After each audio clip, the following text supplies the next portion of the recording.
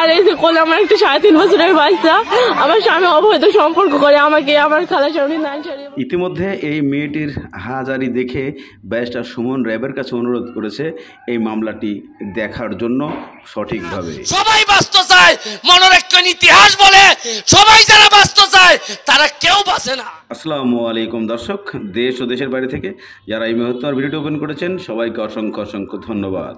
দর্শক, প্রথমেই আপনাদেরকে জানাই বিস্তারিত। ব্যারিস্টার সুমন একটি মেয়ের হাজারি দেখে তার পাশে দাঁড়াতে চেয়েছেন। এই মেয়েটি স্বামীর পরকীয়া ধরে ফেলার কারণে তাকে বিভিন্নভাবে অত্যাচার করে বাড়ির থেকে বের করে দেওয়া হচ্ছে। এই ঘটনাটি ঘটার পরে এবং এটি অনলাইনে ব্যারিস্টার সুমন দেখার পরে অনেক দুঃখ প্রকাশ করেছেন এবং এই মেয়েটির পাশে উনি দাঁড়াতে চেয়েছেন এবং মেয়েটির আইনি সহায়তা দেওয়ার জন্য ব্যারিস্টার সুমন পরিকল্পনা নিয়েছেন।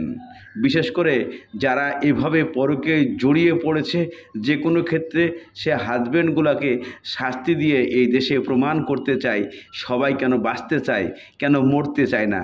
এই জিনিসটুকুই ব্যারিস্টার সুমন বলতে চেয়েছে যে স্বামী স্ত্রীর দ্বন্দ্ব সৃষ্টি হয় পরকীয়া নিয়ে, আর এই পরকীয়ার বিচার কঠিনভাবে করা উচিত যেন কখনো কোনো নারী অথবা পুরুষ পরকীয়ায় লিপ্ত না হয়।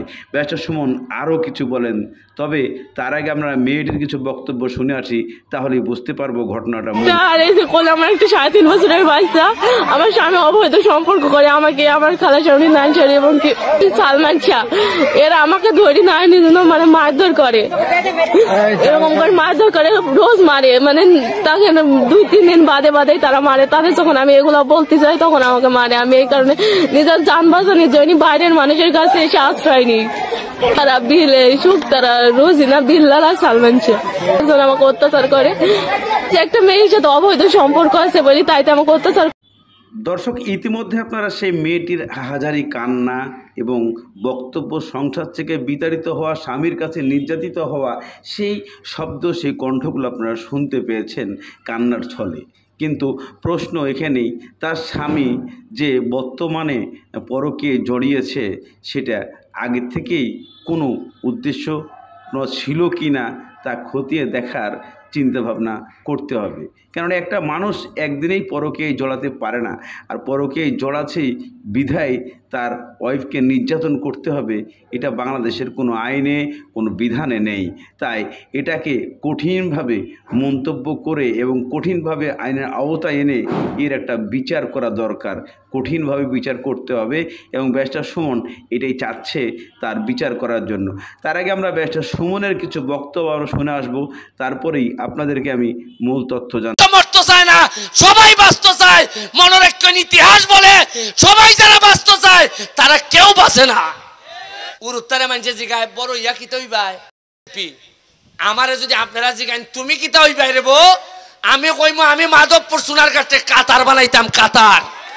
প্রশাসনকে বলবো, হবিগঞ্জের এসপি সাহেবকে বলবো যে এই ব্যাপারে ভালো করে নজর দেন। আমি মাননীয় স্বরাষ্ট্রমন্ত্রী এবং হবিগঞ্জের যিনি এসপি তার দৃষ্টি আকর্ষণ করে বলছি, এর চেয়ে জ্বলজ্বন্ত প্রমাণ আমি একটা অ্যাপ্লিকেশন নিয়ে দিলে হয়তো আপনি বিশ্বাস করতেন কি করতেন না। এর চেয়ে জ্বলজ্বন্ত প্রমাণ আপনার সামনে কি হইতে পারে, তো আমার দুঃখের। দর্শক, ইতিমধ্যে আপনারা ব্যারিস্টার সুমনের বক্তব্যগুলো শুনেছেন। ব্যারিস্টার সুমন আরও বলেছেন যে আমি স্বরাষ্ট্রমন্ত্রীর কাছে এবং ওসির কাছে, ডিসির কাছে, সবার কাছে আমি অনুরোধ করছি এই বিষয়টা আপনারা কঠিনভাবে তদন্ত করুন এবং এই মেয়েটির একটা সঠিক বিচার করে দেন, এটাই আমি চাই। কঠিন আফসোস আমার, এই ধরনের ঘটনা আমাদের এই বাংলাদেশে ঘটছে, এর প্রতিবাদ কেউ করছে না। তাই আমি অনুরোধ করব যে ডিসি সাহেব আছেন, ওসি সাহেব আছেন, আমি আইনমন্ত্রী প্লাস যারা যারা এর সঙ্গে ইনভলভ আছেন তারা বিশেষভাবে জিনিসটাকে দেখবেন এবং আইনের আওতায় এনে প্রমাণ করে দিবেন যে বাংলাদেশে এখনও বিচার আছে। দর্শক, এখানে শেষ করছি। ভালো থাকুন, সুস্থ থাকুন, দেখা হবে পরবর্তী ভিডিও।